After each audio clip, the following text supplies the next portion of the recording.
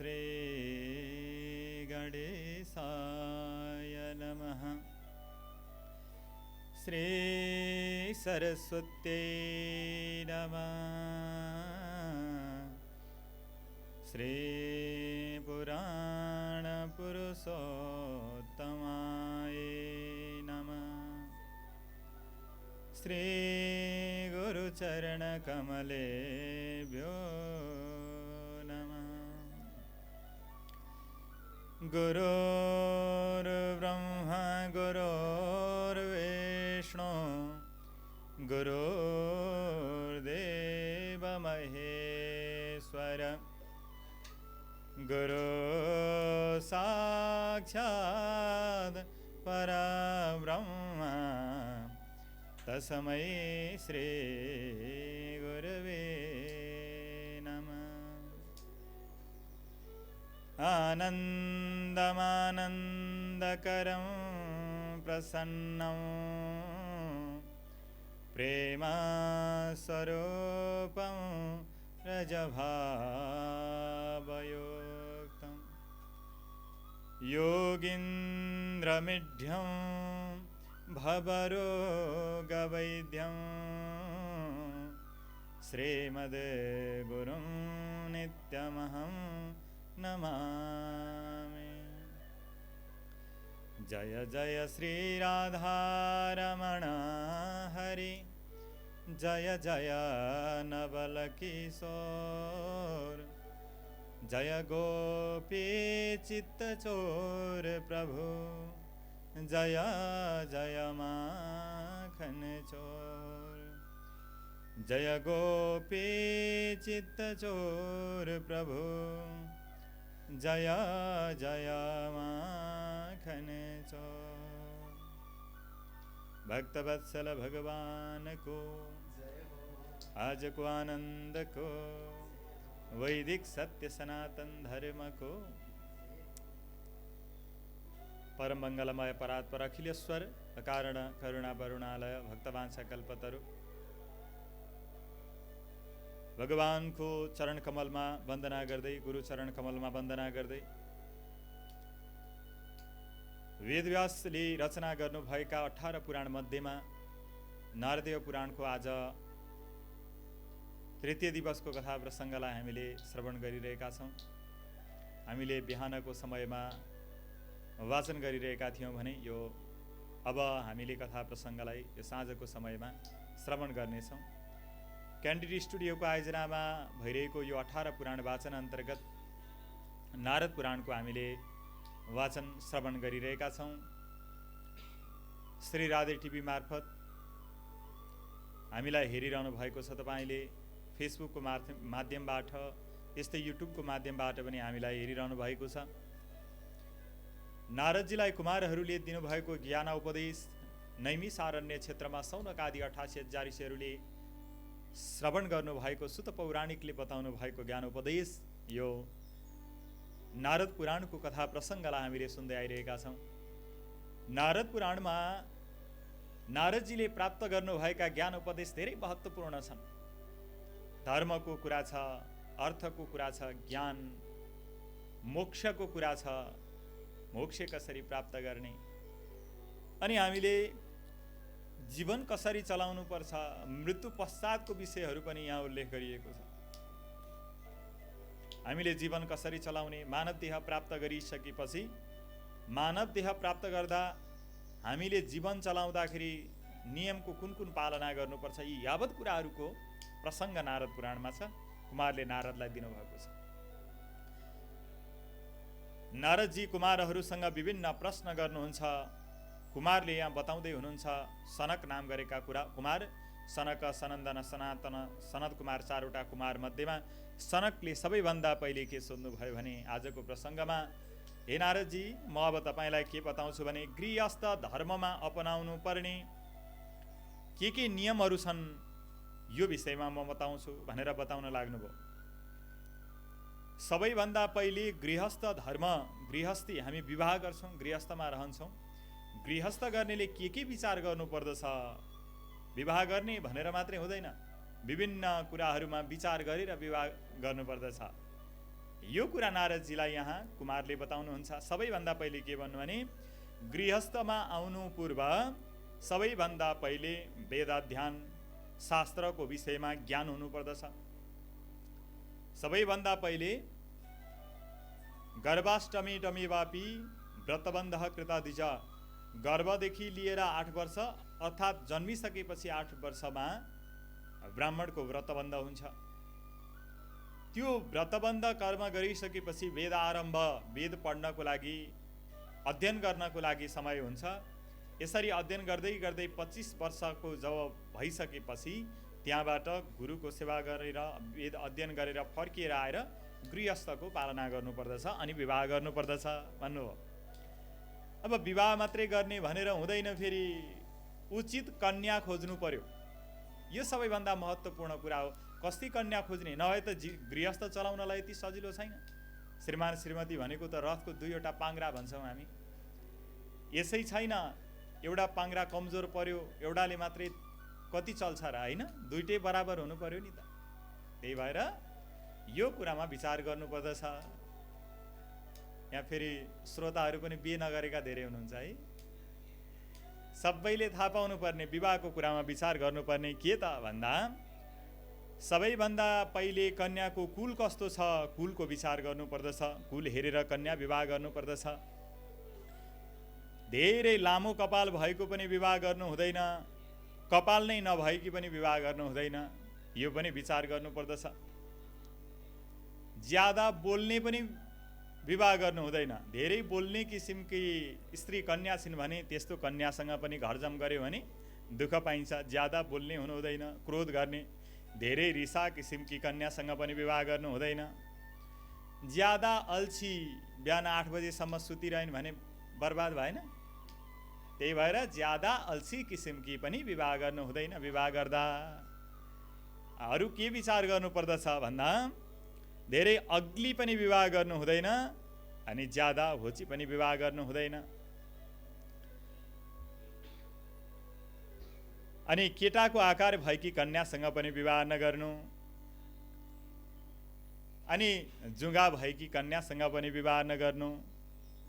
अर्काको घरमा धेरै बस्न मन पराउने, आफ्नो घरमा भन्दा बाहिर बाहिर अरूका घरमा बस्नलाई रुचाउने यस्तै किसिमको कन्यासँग पनि विवाह गर्नु हुँदैन। अनि अरू कस्ती त भन्दा ठुलो दाँत भएकी पनि विवाह गर्नु हुँदैन, ठुलो ओठ भएकी कन्या पनि विवाह गर्नु हुँदैन। घुर घुर गरेर निदाउँदाखेरि पनि आवाज निकाल्ने किसिमकी कन्या पनि विवाह गर्नु हुँदैन। अनि धेरै काली पनि विवाह गर्नु हुँदैन। अनि रुन्ची, धेरै रुने रुन्ची पनि विवाह गर्नु हुँदैन। नारदजी सुन्दै हुनुहुन्छ यहाँ, रुन्ची पनि विवाह गर्नु हुँदैन। पाण्डुवर्णकी भनेको शरीरमा सेतो, पुरा सेतो हुने किसिमको रोग, पाण्डुवर्ण भएकी यस्ती कन्यासँग पनि विवाह गर्नु हुँदैन। बढी कामुक कन्यासँग पनि विवाह गर्नु हुँदैन। अर्काको कुरा काटिरहने, प्रेम गर्दा नै विचार गर्नुपर्छ। प्रेम गर्दाखेरि पनि धेरै अरूका कुरा ल्याएर आफूलाई लगाउन थालिन् भने विचार गर्नु, बिहे गरिसकेपछि पनि दुःख पाइन्छ। त्यही भएर अरूको कुरा धेरै गरिरहनेसँग पनि विवाह गर्ने हुँदैन। चोरी गर्नेसँग विवाह गर्नु हुँदैन। धेरै लामो नाक भएकीसँग पनि विवाह गर्नु हुँदैन। नारायण। नारदजीलाई यहाँ कुमारले बताउँदै हुन्छ, नारदजी विवाह गर, गृहस्थ भनेर मात्रै हुन्छ, विचार गर्नुपर्छ विभिन्न कुराहरूको। यस्तै ढटुवा ढाँट्ने किसिमको झुट अलिअलि त हुन्छ होला, धेरै झुट बोलेको थाहा भयो भने पनि विवाह गर्नु हुँदैन। झुट बोल्ने पनि विवाह गर्नका लागि योग्य पर्दिनन्। यस्ता किसिमले सबै कुराहरू विचार गरेर विवाह गर्नुपर्दछ। विवाह 8 किसिमका हुन्छन्। कुन कुन भने ब्रह्म विवाह, दैव विवाह, आर्ष विवाह, प्रजापत्य विवाह, आसुरी विवाह, गान्धर्व विवाह, राक्षस विवाह, पैशाच विवाह गरेर 8वटा विवाहका प्रकार हुन्छन्। त्यसमध्येमा पहिलेका दोस्रो तेस्रो नम्बरसम्मको विवाहलाई सबैभन्दा उत्तम विवाह मानिन्छ। पहिलो विवाह, दोस्रो विवाह, तेस्रो विवाह। अहिले हामीले गरिरहेको विवाह भनेको प्रजापत्य विवाह हो, अहिले प्रचलनमा रहेको विवाह। राक्षसी विवाह भनेको हरण गरेर लिएर आउने विवाह। यसलाई राक्षसी विवाह भनिन्छ। त्यसमध्येमा प्रजापत्य ब्रह्म विवाह इत्यादि चाहिँ उत्तम किसिमका विवाह हुन्छन् भन्नुभयो। अब गृहस्थको पालना गर्ने मात्रै भनेर हुँदैन, फेरि विवाह त गरियो, विवाह गरिसकेपछि अब के नियमको पालना गर्नुपर्दछ यो विषयमा बताउँदै हुनुहुन्छ। गृहस्थले नित्य स्नान गर्नुपर्दछ, सधैँ बिहान उठ्ने स्नान गर्ने, झुटो बोल्नु हुँदैन गृहस्थ धर्मको पालना गरेपछि। अर्काको आशा पनि गर्नु हुँदैन। सन्यासीहरूले ब्रह्मचारीहरूले गृहस्थीसँग आश्रय लिएर गृहस्थले दिएको भिक्षा इत्यादि ग्रहण गर्ने हो, अरूको आशा नै हुन्छ। तर गृहस्थ भइसकेपछि आफैले कमाइ गर्ने हो, भिक्षाटन इत्यादिको अपेक्षा हुँदैन त्यो अवस्थामा चाहिँ। त्यसकारणले आशा गर्नु हुँदैन। बस्दाखेरि एउटा खुट्टामा अर्को खुट्टा राखेर टेकेर बस्नु हुँदैन है, यो कुराले विचार गर्नु। एउटा खुट्टामाथि अर्को खुट्टा राखेर यसरी बस्नु पनि हुँदैन। अनि दुईटै हातले यसरी टाउको कन्याउनु पनि हुँदैन, त्यो पनि राम्रो मानिँदैन है। अर्काको दुष्कृत्य नभन्नु, अरूले गरेका नराम्रा कर्महरूको हामीले वर्णन गर्दै गर्दै गर्दै हिँड्यौँ भने अलिअलि लक्षण आफूमा पनि सर्छ, त्यस्तै पो गर्नुपर्ने रहेछ है भनेर। त्यही भएर अरूको नराम्रो कुराहरू पनि भन्दै नहिँड्नु, अनि आफूले गरेको कामको प्रशंसा पनि गर्दै नहिँड्नु। मैले त यस्तो गरेँ नि राम्रो काम, खोइ कसैले भन्दा नि भन्दैनन् भनेर आफै सुनाएर हिँड्नु हुँदैन। आफूले गरेको राम्रो कामको प्रशंसा अरूले गरिदिनुपर्छ, आफूले होइन। नारदजीलाई यहाँ कुमारहरूले भन्नुहुन्छ। अनि अर्को कुरा, सबैभन्दा गृहस्थ धर्म पालना गर्दाखेरि पनि विचार गर्नुपर्ने कुरा भनेको सङ्गति, साथी सङ्गति। साथी सङ्गति विचार गरिएन भने दुष्कर्म खराब कर्ममा प्रेरित गराउँछन् नराम्राले। आज हिँड्न त सँगै हिँडे, तर त्यसले गरेको जस्तो गर्दिनँ भन्यो, भोलि गर्दिनँ भन्यो, पर्सि गर्दिनँ भन्यो, अर्को दिनबाट अलिअलि सुरु गरिहाल्छ। त्यस कारणले सङ्गत गर्दाखेरि विचार गर्नुपर्दछ कस्ता व्यक्तिसँग सङ्गत गर्ने। यदि अर्को आफूले सङ्गत गरेको व्यक्तिले नराम्रो कर्म गर्यो भने पनि त्यसको फल सङ्गत गर्नेले पनि भोग गर्न पर्दछ। भगवानका भक्तको सङ्गत गर्यो भने उसले गरेको भक्ति अलिअलि पुण्य आफूलाई पनि प्राप्त हुन्छ। तर यदि पाप गर्नेको सङ्गत हामीले यदि गर्यौँ भने उसले गरेको पापको फल आफूले पाप नगरेको भए पनि अलिअलि भोग गर्नुपर्दछ। त्यस कारणले गर्दा हामीले सङ्गत गर्दाखेरि पनि विचार गर्नुपर्दछ होइन। आफूसँगै सधैँभरि सँगै हिँड्ने साथीले काहीँ चोरी गरेछ भने पुलिसले अनुसन्धान गर्न त्यो पनि सँगै हिँड्ने हो है भनेर समातेर लिएर जान्छ, एक दुई दिन त थुन्ला नि। चोरी गरेको त होइन होला, तर के गरेको हो भन्दा सङ्गत चाहिँ नराम्रो व्यक्तिसँग गरेको हो होइन। यही कारणले गर्दाखेरि पनि थुनिनुपर्छ। त्यही कारणले गर्दा सङ्गत गर्दाखेरि विचार गर्नुपर्दछ, राम्रो व्यक्तिको सङ्गत गर्नुपर्दछ, नराम्रो व्यक्तिको सङ्गत छोड्नुपर्दछ। चिताको काठ छोएपछि, चिता छोएपछि यस्तो अवस्था छ भने स्नान गर्नुपर्दछ, नुहाउनु पर्दछ, यज्ञ गर्नुपर्दछ, दान गर्नुपर्दछ, जप गर्नुपर्दछ, होम गर्नुपर्दछ, स्वाध्याय अध्ययन गर्नुपर्दछ, गृहस्थीले कर्महरू गर्नुपर्दछ। त्यस पछाडि अर्को कर्म गृहस्थीको के हुन्छ भने देवकर्म सँगसँगै पितृकर्म, पितृका तृप्तिका निमित्त पनि पितृकर्म गर्नु, यो गृहस्थीहरूको गृहस्थ धर्मको पालना गर्ने नियम हो भनेर यहाँ बताउनु हो। अब गृहस्थी धर्म पालना गर्दाखेरि अरू के गर्ने भन्दा ब्रह्म मुहुर्तमा उठ्ने, बिहान दिउँसोदेखि साँझसम्म नै पनि दिशा पिसाब यदि गरिन्छ भने उत्तरपट्टि फर्किएर गर्ने, जनै काँधमा राखेर गर्नुपर्दछ उत्तरपट्टि फर्किएर। यदि रात्रिको समयमा दिशा पिसाब गरिन्छ भने फेरि दक्षिणपट्टि फर्किएर गर्नुपर्दछ। दिशा पिसाब गर्दाखेरि पनि विचार गर्नुपर्दछ कतापट्टि फर्किएर गर्ने भन्ने विषयमा। तत्पश्चात यहाँ भन्नुहुन्छ दिशा पिसाब गर्ने बेलामा बोल्नु हुँदैन। फोन लिएर झन् भित्र जानु त हुँदैन होइन, लाने गरेछ मुस्कुराएर राख त, अब लिएर नजानु है। बोल्नु हुँदैन, दिशा पिसाब गर्ने बेलामा बोल्नु हुँदैन। बाटोमा, नदी किनारमा, तलाउमा, घरको वरिपरि दिशा पिसाब गर्नु हुँदैन। रुखको मुनि दिशा पिसाब गर्नु हुँदैन। खेतीयोग्य जमिनमा दिशा पिसाब गर्नु हुँदैन, चौबाटोमा दिशा पिसाब गर्नु हुँदैन, ब्राह्मण गाई गुरुको समीपमा दिशा पिसाब गर्नु हुँदैन, यस्ता प्रकारले विचार गर्नुपर्दछ भनेर यहाँ बताउनु भयो। अब यो त गृहस्थले पालना गर्नुपर्ने नियम भयो। अब वानप्रस्थीले पालन गर्नुपर्ने नियम के हो? वानप्रस्थीका नियमको विषयमा यहाँ बताउनुहुन्छ। वानप्रस्थीले भुइँमा शयन गर्नुपर्दछ, ब्रह्मचर्य नियमको पनि पालना गर्नुपर्दछ, पञ्चयज्ञ गर्नुपर्दछ, फलफुल मात्रै स्वयं पाक्य भनेको के हो भने आफै पाकेका, आफै पकाएर होइन, आफै पाकेका कुराहरू ग्रहण गर्नुपर्दछ। त्यस पछाडि स्वाध्याय अध्ययन गर्नुपर्दछ, दयावान हुनुपर्दछ, भगवान नारायणलाई मनमा स्मरण गर्नुपर्दछ, हृदयमा स्मरण गर्नुपर्दछ, व्यवहार निन्द्रा आलस्य छोड्नुपर्दछ, घर व्यवहार गृहस्थलाई नि त्याग गर्नुपर्दछ, निद्रालाई धेरै अल्छी गरेर सुतिरहनु हुँदैन, आलस्यता त्याग गर्नुपर्दछ।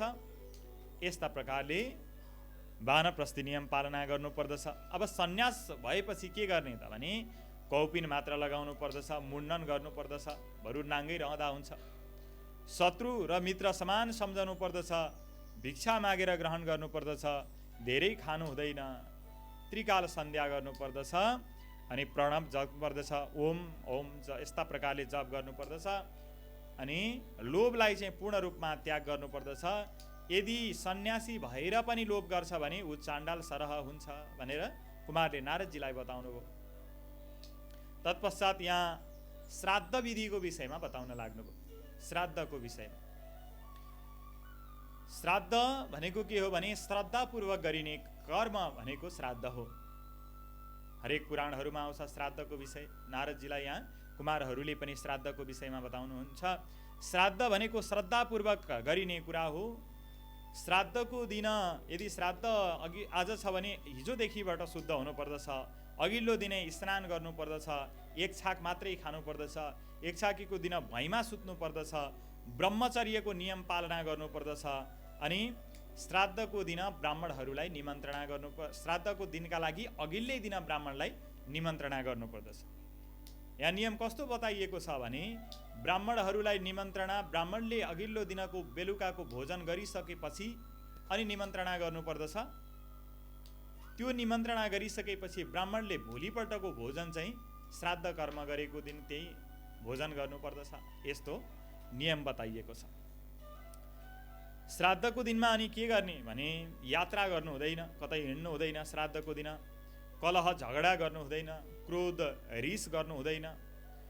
श्राद्ध सकिहाल्यो अब एकछिन सुत्छु भनेर सुत्नु हुँदैन, अर्थात् गुरु आउँदै हुनुहुन्छ होला, अल्छी लाग्यो अब के गर्ने त अब सुत्छु भनेर सुत्नु हुँदैन। दिउँसो रात्रि त भइहाल्यो, दिउँसो श्राद्धको दिन पनि सुत्नु हुँदैन। यदि श्राद्धमा के छ भने पितरौ वाक्यमिच्छन्ति भावमिच्छन्ति देवता, देवतालाई भावना मात्रै भए पुग्छ, तर पितृलाई चाहिँ वाक्य विधान विधि पुग्नुपर्छ। त्यसकारणले यहाँ नारदजीलाई कुमारले के भन्नुभयो भने हे नारदजी, यदि विधि नपुर्याइकन श्राद्ध गरिएको छ भने त्यसको पुण्य प्राप्त हुँदैन मात्रै होइन, पाप लाग्छ। महत्त्वपूर्ण कुरा गर्नुभयो। यदि विधि नपुर्याई श्राद्ध गरिएको छ भने पापको भागी हुनुपर्दछ, पाप भोग गर्नुपर्दछ भन्नुभयो। अनि श्राद्धमा निमन्त्रणा गर्ने ब्राह्मण कस्तो हुनुपर्छ भने उच्च कुलको हुनुपर्दछ, शान्त स्वभावको हुनुपर्दछ। रिस गर्ने क्रोध गर्ने ब्राह्मणलाई पनि श्राद्धमा बोलाउनु हुँदैन भनिएको छ। राग द्वेष नगर्ने किसिमको हुनुपर्दछ।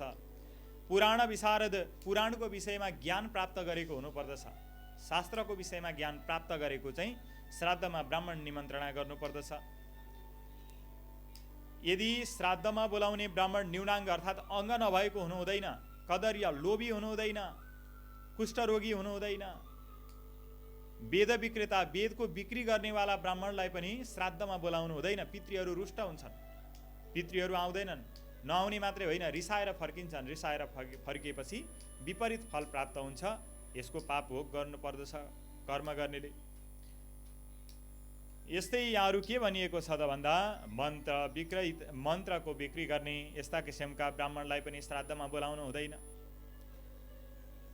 श्राद्धको दिनमा स्नान आदि सकेर श्राद्धको दिन बिहानको प्रातः नित्य कर्म चाहिँ हामीले बिहानकै समयमा गर्नुपर्दछ। बिहानको कृत्य सम्पन्न गरिसकेपछि अनि त्यसपछि श्राद्ध आरम्भ गर्नुपर्दछ। श्राद्धको लागि उपयुक्त समय कुन त भने दिनको अष्टम कालमा जब सूर्य अस्ताचलतिर प्रवेश गरिसकेपछि अनि श्राद्ध गर्नुपर्दछ, अर्थात् 12 बजे भन्दा पछाडिको समयमा श्राद्ध गर्नुपर्दछ। त्यसको लागि उत्तम हुन्छ। दिवसस्याष्टमे काली यदा मन्दायते रवि सकाल कुतपस्यत्र पितृणाम ततमक्षयम्। त्यो समयमा श्राद्ध कर्म गर्नुपर्दछ। अपराह्न श्राद्धको उत्तम काल हो भनेर ब्रह्माजीले पनि स्वयं बताउनु भएको छ।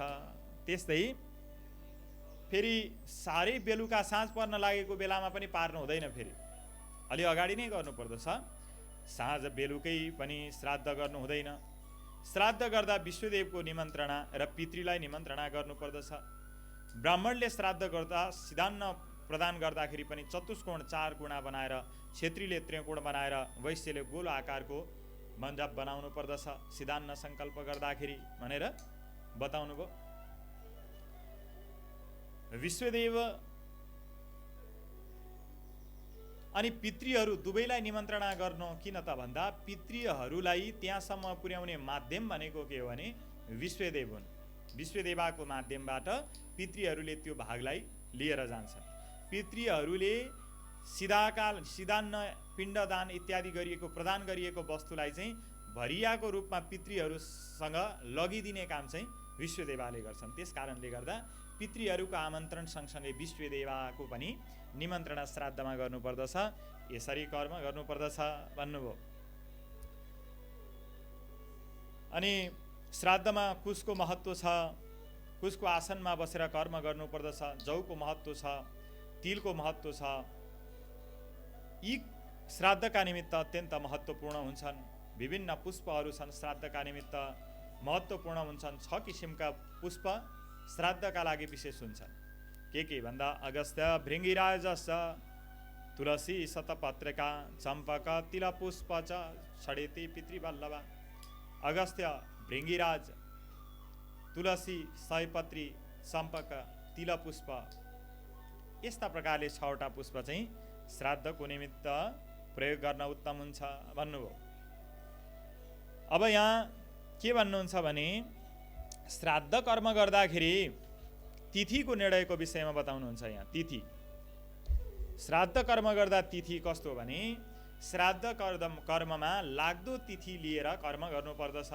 तर व्रत इत्यादिमा छोड्दो तिथि अघिल्लो दिनबाट श्राद्धको तिथि लागेको छ। मानौ अघिल्लो दिन 10 बजेबाट दशमी सुरु भयो, भोलिपल्ट बिहान 9 बजेसम्म दशमी छ भने अघिल्लो दिन नै श्राद्ध गर्नुपर्दछ। भोलिपल्ट 9-10 बजेसम्म तिथि छँदैछ, भोलिपल्ट बिहान गर्छु भनेर श्राद्ध भोलिपल्ट बिहान हुँदैन, श्राद्ध अघिल्लै दिन गर्नुपर्दछ भनेर यसरी बताउनु भयो। श्राद्धको विषयमा बताइसकेपछि अब यहाँ यममार्ग यम कार्यको विषयमा बताउनुहुन्छ। यहाँ यममार्ग मृत्यु पश्चात जानुपर्ने यममार्गको विषयमा कुमारले नारदजीलाई बताउनुहुन्छ। यो मानव देह प्राप्त गरिसकेपछि मृत्यु निश्चित छ। यो देह भनेको घर हो। यो आत्मा भनेको यहाँ बस्ने मालिकको घरमा। यो त एक दिन जान्छ यहाँबाट। गइसकेपछि उसले चाहिँ विभिन्न फलहरूलाई भोग गर्नुपर्दछ। त्यो भोग गर्ने अवस्थामा उसले जाने के हो त भन्दा पाप कर्मको भोग गर्नको लागि यमराजको मार्ग यममार्गमा जानुपर्दछ। त्यहाँ गएर भोग गर्नुपर्दछ। त्यो मार्गको विषयमा यहाँ बताउनुहुन्छ। यममार्ग पापीहरूका लागि अत्यन्त दुष्कर छ, यस्तै धर्मात्माहरूका लागि अत्यन्त सजिलो सुविधा सम्पन्न छ। बाटो चाहिँ एउटै हो, जानुपर्ने यममार्ग नै हो, तर पाप कर्म गर्नेहरूका लागि त्यो अत्यन्त दुःख कष्टवाला छ। पुण्य कर्म गर्नेहरूका लागि सहज छ। यममार्गको बीचमा बैतरणी नदी पनि पर्छ। त्यो नदीमा पनि जसले बैतरणी दान इत्यादि विभिन्न पुण्य कर्म गरेको छ भने त्यो नदीबाट सहज पार तार्नको लागि त्यहाँ गाईहरू रहेका हुन्छन्। त्यही गाईको पुच्छरको आश्रय लिएर पार तर्न सक्छ। तर जसले कर्म गरेको छैन उसले चाहिँ के गर्नुपर्छ भने नदीबाट डुबेरै पौडिएर पारी जानुपर्छ। तर त्यो नदी कस्तो छ, त्यो नदी भकभक उम्लिएको, रगत पिप इत्यादिले भरिएको, विभिन्न लामा लामा किरा दाँत भएका किराहरू भएको छ। तिनीहरूले टोकेर पोलेर यातना दिन्छन्, त्यो यातना सहन गर्नुपर्दछ। तर जसले पुण्य कर्म गरेको छ उसले त्यो यातनालाई सहन गर्नु पर्दैन, सहज रूपमा पार तरेर जान सक्दछ। यहाँ भन्नुहुन्छ त्यो बाटोमा पनि अरू के छ भने तातो तातो बालुवा छ, कतै धेरै तिर्खा लाग्ने छ अवस्था, किनकि बालुवा तातेको अवस्था हुन्छ, काहीँ अत्यन्त चिसो हुन्छ, काहीँ ढुङ्गै ढुङ्गाबाट हिँड्नुपर्छ, काहीँ बाघ कराएको आवाज सुनिन्छ। त्यो अवस्थामा कम्पित भएर जानुपर्दछ। कसले? जसले पाप गरेको छ उसले, जसले पुण्य गरेको छ उसले यो दुःख कष्टलाई भोग गर्नु पर्दैन भनेर यहाँ बताउनु भयो। अनि यो बिचमा बाटोमा यहाँबाट यो मानव देहबाट देह त्याग भइसकेपछि अर्को स्वरूप बनेर जुन सूक्ष्म स्वरूप हुन्छ जसलाई भोग शरीर भनिन्छ, त्यो भोग शरीर यहाँबाट धर्मराजको सभासम्म जानलाई बाटोको कुरा भयो। जब धर्मराजको सभामा पुगिसकेपछि त्यहाँ 4वटा द्वार हुन्छन्। ती 4वटा द्वारको ढोकामा धर्मराज बसेका हुन्छन्, चित्रगुप्त बसेका हुन्छन्। अनि त्यो जीव त्यहाँ पुगिसकेपछि त्यस पछाडि त्यो 4वटा द्वार मध्येबाट पनि पाप कर्म गर्नेलाई दक्षिणपट्टिको ढोकाबाट भित्र प्रवेश गराइन्छ, पुण्य कर्म गर्नेलाई पूर्व पश्चिम र उत्तरपट्टिको मार्गबाट भित्र प्रवेश गराइन्छ। जसले पाप कर्म गरेको छ त्यो दक्षिणपट्टिबाट भित्र प्रवेश गर्ने भयो। अनि के गरेको छ पाप कि पुण्य भन्ने हेर्ने काम चाहिँ चित्रगुप्तले गर्छन्, धर्मराजले गर्छन्। यिनीहरूले त्यहाँबाट भित्र प्रवेश गराउने काम गर्छन्। दक्षिणपट्टिको मार्गबाट भित्र प्रवेश गरिसकेपछि त्यहाँ विभिन्न दुःख कष्टहरूलाई भोग गर्नुपर्दछ। त्यहाँ 84 लाख नरकहरू छन्, ती नरकको यातनालाई पनि भोग गर्नुपर्दछ भनेर यहाँ बताउनु भयो। तत्पश्चात माताको गर्भमा भोग गर्नुपर्ने दुःखको विषयमा फेरि बताउनुहुन्छ। यहाँ माताको गर्भमा जीव प्रवेश गरिसकेपछि एक रात्रिमा पानीको थोपा जस्तो, पञ्चरात्रेण बुधबुध 5 रात्रिमा कस्तो हुन्छ अरे भने कर्कलाको पातमाथि पानीको थोपा झर्दाखेरि त्यो गुड छ तर ठोस होइन नि, त्यस्तै किसिमको हुन्छ। 10 रात्रिमा बैरको दाना जस्तो हुन्छ। यस्तै प्रकारले अब क्रमैसँग विकसित हुँदै हुँदै हुँदै जान्छ। जब आमाको कोखमा 6 महिना पूर्ण हुन्छ, सारा चेष्टाले युक्त हुन्छ, आफूले गरेका पूर्व जन्मको सारा स्मृति उसलाई आउन सक्छ। त्यो समयमा भगवानलाई स्मरण गर्छ, किनकि गर्भमा दुःख हुन्छ। नारदजीलाई कुमारले भन्नुभयो, हे नारदजी, सनकले भन्दै हुनुहुन्छ, हे नारदजी गर्भमा साह्रै दुःख हुन्छ। किन भन्दा आमाले खाएको अमिलो पिरोले पीडित भएको अवस्थामा रहन्छ गर्भमा, किनकि त्यो पीडालाई पनि उसले महसुस गर्नुपर्दछ। तत्पश्चात जब 4 महिनामा शरीरमा अवयव अवस्थामा हुन्छ, 5 महिनामा सन्धिभेद हुन्छ, 6 महिनामा दिशा पिसाबको अनुभूति गर्दछ, त्यस बेला पेटको बालकलाई अघिल्ला जन्महरूको स्मृति हुन्छ। आफूले गरेका पाप कर्महरू, आफूले गरेका के पुण्य थिए कि पाप थिए सारा स्मृति हुन्छ। अनि भगवानसँग भन्छ, हे भगवान, म त यहाँ साह्रै दुःख कष्ट भोग गरिरहेको छु, म यहाँबाट जन्मिन निस्किन पाएँ भनेदेखि अनि मैले पाप कर्म गर्दिनँ, म यो कर्म चाहिँ गर्ने थिइनँ। तर फेरि के ठान्छ भने जब म जन्मिन्छु, जन्मिसकेपछि त को हम म रुन्छु, रोएपछि त फेरि आफूले गरेका कर्महरू मैले भुलिहाल्छु, बिर्सिहाल्छु। बिर्सिसकेपछि फेरि मैले उही पाप कर्ममा प्रवृत्त हुन्छु। त्यस कारणले मलाई यहीँ ठिक छ, म यहाँबाट निस्किन चाहन्न भनेर फेरि कहिले चाहिँ ननिस्किने चेष्टा गर्छ। यस्तै प्रकारले गर्दै गर्दै समय व्यतीत हुन्छ। 9 महिना पूर्ण भइसकेपछि पेटबाट बाहिर निस्किन्छ। बाहिर निस्किसकेपछि सुतिका वायुको माध्यमबाट 9 महिना पुरा भएपछि बाहिर निस्केपछि सबै कुराहरू भुल्छ, पहिले गरेका प्रतिज्ञा भुल्छ।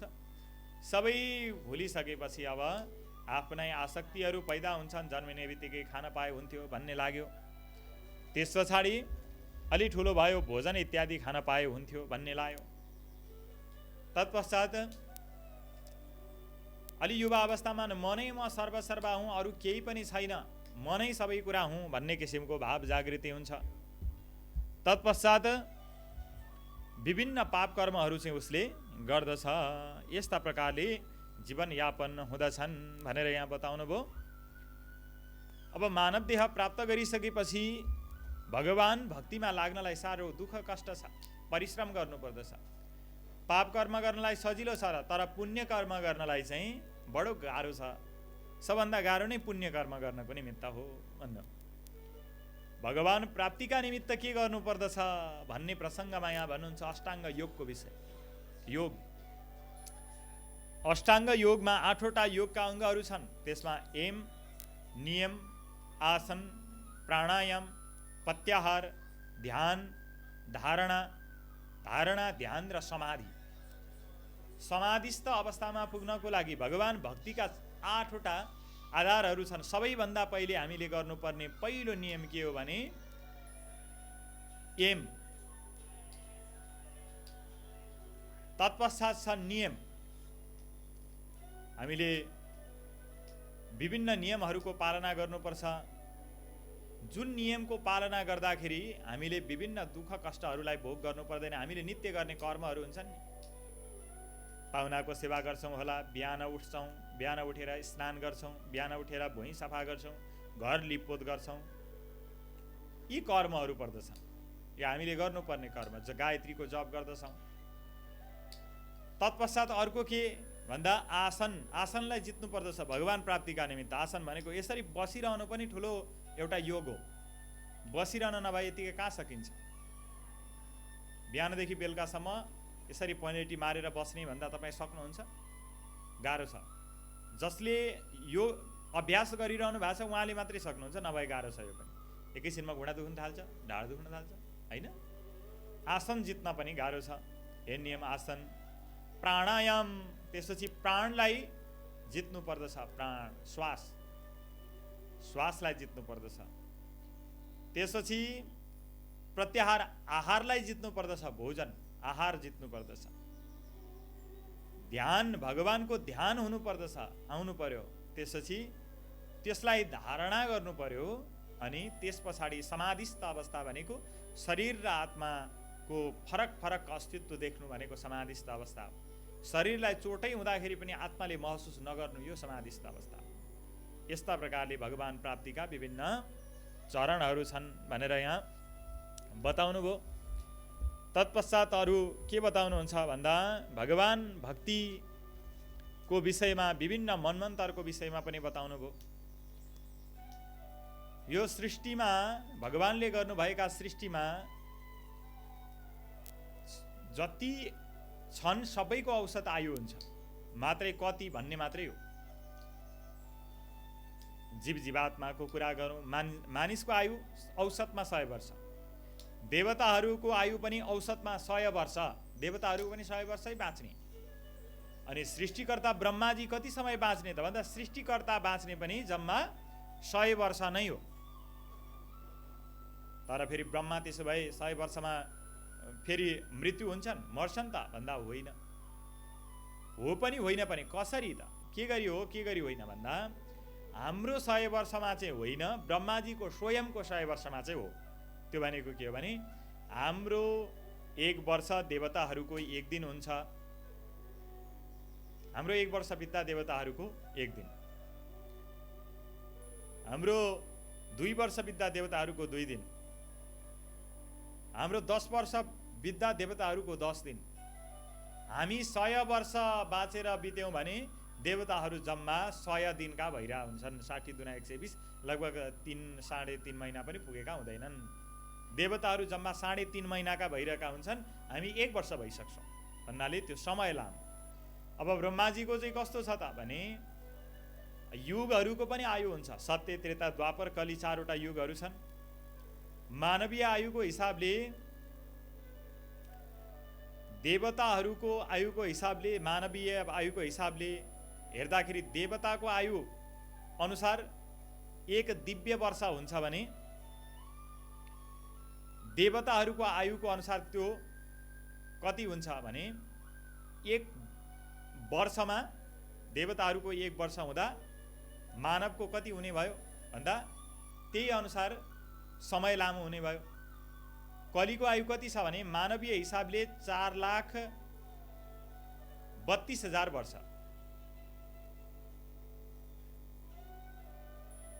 द्वापरको आयु कति भन्दा 8,64,000 वर्ष। यो यति लामो छ। अनि सत्य त्रेता द्वापर कली घुमिसकेपछि फेरि सत्य त्रेता द्वापर कली गरेर 72 पटक यो सत्य त्रेता द्वापर कली घुम्दाखेरि एउटा मनुको भोग सकिन्छ। ब्रह्माजीको एक दिन भरिमा 14वटा मनुले भोग गर्छन्। 14 मनु मध्येमा अहिले जुन समय चलिरहेछ यो कुन मनु भन्दा वैवस्वत मनु। अहिले वैवस्वत मनुको पालो। वैवस्वत मनु भनेको 7औं मनु हुन्। 7औं मनुको भोग भइरहेछ वैवस्वत मनु। अनि ब्रह्मा अब सत्य त्रेता द्वापर कलीमा अहिले भइरहेको कुन कलियुग त भन्दा अष्टाविंशतितम युगे 28औं कलियुगे 28औं कलियुग। अनि मनुको हिसाबले 7औं घुमिरहेका छन् भन्दा एक ब्रह्माजीको दिनभरिमा 14 मनुले भोग गर्छन्। 7औं मनु अहिले भइरहेका छन् भनेपछि दिउँसोको समय भएको छ मनुको। ब्रह्माको आयु 2 भागमा विभाजन गरिएको छ। एउटा पूर्व अर्ध अनि अर्को द्वितीय परार्ध। दोस्रो परार्ध अहिले ब्रह्माको दोस्रो परार्ध चलिरहेको छ। अर्थात् ब्रह्माजी 50 वर्षबाट अलिकति माथि हुनुभयो। 50 वर्षभन्दा बुढो हुनुभयो। 50 वर्ष पछाडि कति हुनुभयो त भन्दा 50 वर्षको पूर्ण भएर जन्मदिन मनाएर पहिलो दिन चलिरहेको छ। पहिलो दिनको दिउँसोको लगभग 11 जति बज्न लाग्यो ब्रह्माजीको। यही क्रमसँग ब्रह्माजीको पनि 100 वर्ष आयु हुन्छ। यस्ता प्रकारले आयुको विभाजन गरिएको छ। अब 14 मनु कुन कुन त भन्दा पहिलो मनु स्वयम्भुव मनु, दोस्रो सोरोचिस मनु, तेस्रो उत्तम मनु, 4 तामस मनु, 5औं रैवत मनु, 6औं चाक्षुष मनु, 7औं वैवस्वत मनु, अहिले 7औं मनु वैवस्वत मनु, 8औं मनु सूर्य सावरणी मनु, 9औं मनु दक्ष सावरणी मनु, 10औं मनु ब्रह्म सावरणी मनु, 11औं मनु धर्म सावरणी मनु, 12औं मनु रुद्र सावरणी मनु, 13औं मनु रोचना मान नाम गरेका मनु र 14औं भौत्य नाम गरेका मनु। यस्ता प्रकारले मनुहरूले भोग गर्दछन् भनेर यहाँ बताउनु भयो। त्यस्तै सत्य त्रेता द्वापर कली यस्ता 3-4वटा युगहरू छन्। युग मध्येमा पनि अहिले कहिले के चलिरहेछ भन्दा अहिले कलियुग चलिरहेको छ। कलियुग चलिरहँदा के हुन्छ भने कलियुगमा विभिन्न पाप कर्महरूको वृद्धि हुन्छ। महाघोर कलीको प्रारम्भ हुन्छ। वेद पढ्नेवाला कोही पनि हुँदैनन् कलीमा। सबै झुटो बोल्ने मात्रै हुन्छन्। सबै लोभ गर्ने मात्रै हुन्छन्। दम्भ अहङ्कार गर्ने मात्रै हुन्छन् कलियुगमा। सबैमा मै ठुलो भन्ने चरम भाव रहन्छ। सबै मै ज्ञानदाता हुँ भन्ने किसिमको भाव रहन्छ। सबैले आफूलाई भगवान समान ठान्दछन्। यस्तो कलियुगको भाव हो। विद्या भन्ने शून्य हुन्छ। अधर्म बढ्छ। सबै प्राणीहरू शूद्र समान व्यवहार गर्नेवाला हुन्छन्। राजाहरू पनि लोभी हुन्छन्। धन सङ्ग्रह गर्नेवाला हुन्छन्। स्त्रीहरू पनि प्रतिव्रता धर्म छोड्दछन् अनि जार धर्ममा लाग्दछन्। कलीमा आफ्नै बाबु पति छोराछोरीको द्वेष गर्न थाल्छन्। म्लेच्छ धर्महरू फैलिँदै जानेछ। पृथ्वीमा अन्न फल्न छोड्नेछ। ब्राह्मणहरू वेद धर्म बेच्नेवाला हुनेछन्। स्त्रीहरू वेश्यावृत्तिमा लाग्नेवाला हुनेछन्। अपात्रमा दान हुनेछ। यस्तो किसिमले कली व्याप्त भएको कुरालाई बुझ्नु पर्दछ। तत्पश्चात यहाँ के भन्नुहुन्छ भने हे नारदजी, यस्तो अवस्थामा आउने भएपछि भगवान हरिको नाम लिनेहरू, हरिको पूजा र भजन गर्नेहरू कलीको बाधा गर्न सक्दैनन्। जसले भगवान भक्ति गर्छ उसलाई चाहिँ कलीले पनि बाधा गर्न सक्दैन। नभए यो कलीमा सबै आफै मात्रै ज्ञानी छु भन्छन्। ज्ञान प्रदान गर्न पहिले को चाहिन्थ्यो? नारदजी स्वयं ज्ञान प्राप्त गर्ने भएर पनि कुमारसँग ज्ञान लिन जानुहुन्थ्यो। तर अहिले हरेकले ज्ञान दिन्छन्। गएर सोध्नुहोस् तपाईँलाई यो विषयमा थाहा छ भनेर जुनसुकै कुराको विषयमा सोध्नुहोस्, उसले 1-2 घण्टा त पढाएर पठाइदिन्छ। उसले बुझेको होस् नबुझेको होस्, त्यो विषयमा उसले ज्ञान प्राप्त गरेको होस् नगरेको होस्, उसँग त्यो क्षेत्रको ज्ञान होस् नहोस् मतलब छैन। तर उसले 2 घण्टा जति चाहिँ आफ्नो कुरा चाहिँ पढाएर पठाउँछ। यस्तो किसिमको छ। सबै आफै जान्ने किसिमको भाव चाहिँ कलीमा हुन्छ भन्नुभयो। तत्पश्चात जीव यो मानव देह प्राप्त गरिसकेपछि जीव शरीरको विषयमा बताउनुहुन्छ। हामीले गर्नुपर्ने कर्मको विषयमा, देव कर्मको विषयमा यहाँ बताउनु भयो। पितृकर्मको विषयमा बताइसकेपछि देव कर्म हामीले कसरी गर्नुपर्दछ अनि हामीले शिक्षा कसरी प्राप्त गर्नुपर्दछ भन्ने विषयमा यहाँ बताउनुहुन्छ। अब सनन्दन नाम गरेका कुमारले बताउनुहुन्छ, नारदजी तपाईँलाई अब म कल्प वर्णन गर्दछु, यज्ञको विषयमा भन्दछु, पूजाको विषयमा भन्दछु अनि ग्रहहरूको विषयमा, यो ग्रह शान्तिको विषयमा बताउँदछु, ध्यान दिएर सुन्नुहोला भनेर बताउन लाग्नुभयो। अब सबैभन्दा पहिले के भन्नुहुन्छ भने यो जमिन शुद्धताको निमित्त हामीले हरेक कर्म गर्दा, देव कर्म गर्दा, पितृकर्म गर्दा होस्, जमिनलाई पनि शुद्ध बनाउनु पर्दछ। त्यस कारणले सबैभन्दा पहिले शुद्ध गर्नका लागि कुश भैँमा राख्नु पर्दछ, आफू कुशमाथि बस्नु पर्दछ, जमिनलाई लिप्नु पर्दछ अनि शुद्ध हुन्छ गाईको गोबरले। हेर्नुहोस् है, जमिन शुद्धताको निमित्त हामीले देव कार्यको निमित्त कसरी गर्ने, के गर्ने भन्ने विषयमा यहाँ बताउनु भएको छ नारदजीलाई सनन्दन नाम गरेका कुमारले। मधु र कैटवलाई वध गरिसकेपछि, सुरुमा मधु कैटवलाई वध गर्नुभएको थियो ब्रह्माजीले। तत्पश्चात यिनीहरूको बोसोबाट बनेको हुनाले यो पृथ्वी पनि अशुद्ध छिन्, कुनै बेलामा अशुद्ध रहन्छन्। त्यस्तो अवस्थामा यसलाई चोख्याउनको निमित्त चाहिँ गोबरले हामीले लेपन गर्नुपर्दछ, गोबरले लेपन गर्नुपर्दछ। गोबर पनि कस्तो हुनुपर्दछ यहाँ बताउनु भएको छ, बाँझो गाईको हुनु हुँदैन, अङ्ग नभएका हिनाङ्ग गाईको हुनु हुँदैन, मृतवत्सा भनेको गाई मरेको गाईको, बाछो मरेको गाईको पनि गोबर हामीले लिप्नलाई प्रयोग गर्नु हुँदैन। देवता र पितृहरू जल स्वरूप रहन्छन्, त्यसैले देव कार्य र पितृ कार्य गर्दा जल सेचन गरेर हुन्छ। जल स्वरूप रहने भएको हुनाले जल सेचन गर्नुपर्दछ।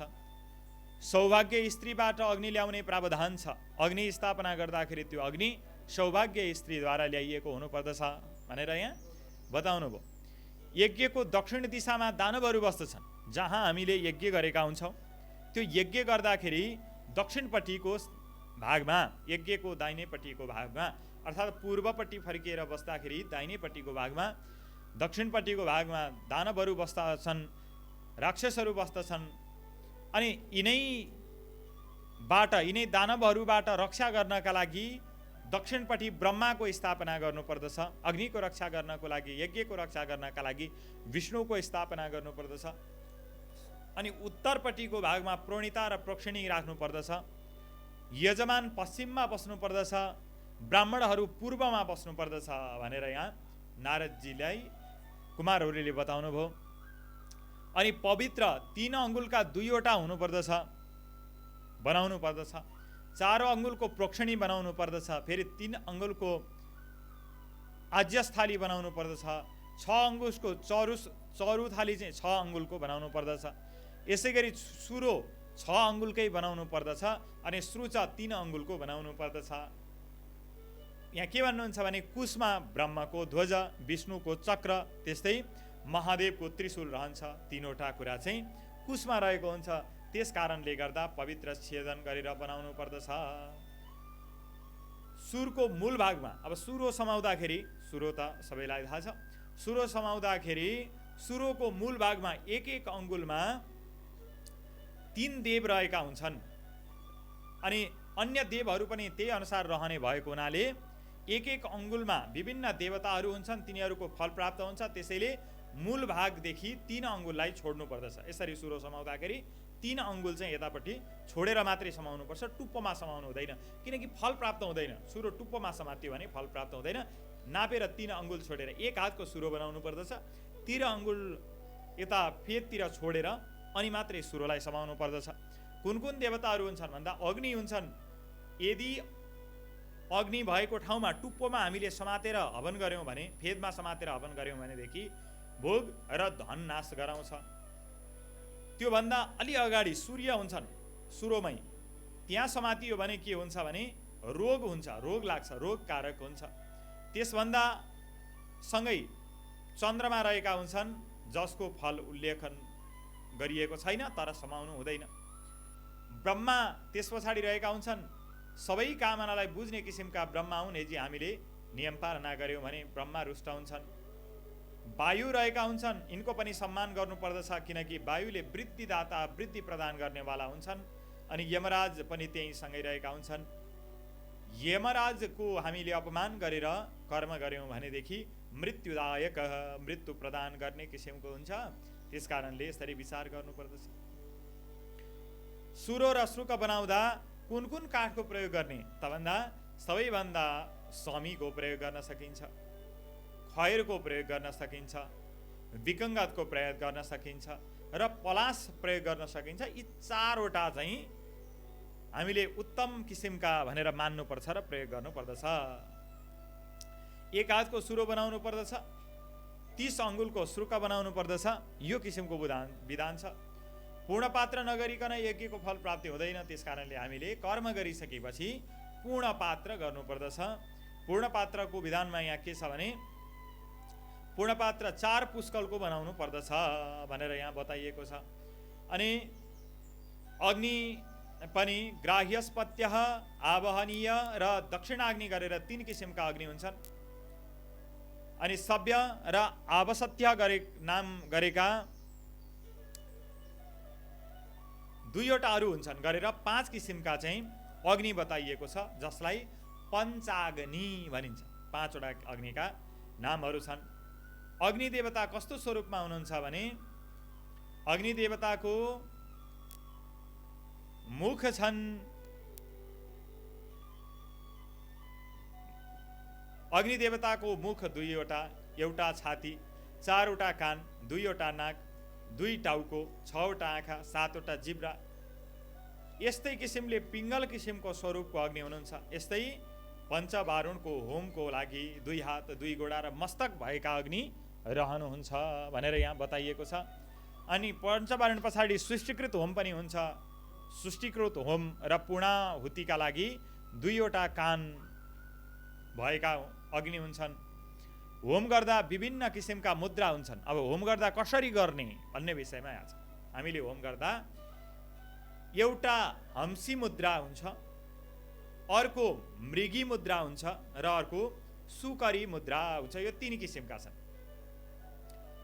हंसी मुद्रा भनेको हाँसको मुख जस्तो बनाएर, हाँसको मुख कस्तो हुन्छ भन्दा यस्तो हुन्छ। कान्छी औँलालाई छोडेर यो 3वटा औँला र बुढी औँला गरेर स्वाहा गर्दा के भयो भन्दा यो हंसी मुद्रा भयो। अर्को मृगी मुद्रा भनेको मृगको मुख जस्तो बनाएर, मृगको मुख के हुन्छ, 2टा कान ठाडो ठाडो यस्तो मुख हुन्छ, यसरी चलाउने अवस्था हुन्छ मृगको। यसरी लिएर स्वाहा गर्यौँ भने यसलाई मृगी मुद्रा भनिन्छ। अनि अर्को सुकरी मुद्रा हुन्छ। सुकरी मुद्रा भनेको सबै औँलाहरूले स्वाहा गर्ने। यो सुकरी मुद्रा चाहिँ कस्तो हुन्छ भन्दा अविचार कर्मको लागि मात्रै प्रयोग हुन्छ, नभए यस्तो सुकर मुद्राले हवन गर्नु हुँदैन भनेर यहाँ बताइएको छ। अब यज्ञका विषयमा सबैभन्दा पहिले गणेशको पूजा गर्नुपर्दछ। अन्य विधानहरू के छन् त भनेर यज्ञको विषयमा बताउनु भएका कथा प्रसङ्ग हामी भोलिको कथा प्रसङ्गमा श्रवण गर्नेछौँ। नारद र कुमार बीचको संवादमा कुमारहरूले नारदलाई प्रदान गर्नुभएको ज्ञान उपदेश, नैमिषारण्य क्षेत्रमा सौनकादि 88,000 ऋषिहरू र सुत पौराणिक बीचको संवाद भएको यो नारद पुराणको कथा प्रसङ्ग हामीले पनि श्रवण गर्यौँ। भोलि पनि यही समयमा नारद पुराणका बाँकी कथा प्रसङ्गका साथमा उपस्थित हुनेछौँ। अहिलेको लागि म सम्पूर्ण यति बेरसम्म सुनेर साथ दिने श्रोताहरूलाई राधे राधे भन्दै बिदा हुन्छु। राधे राधे।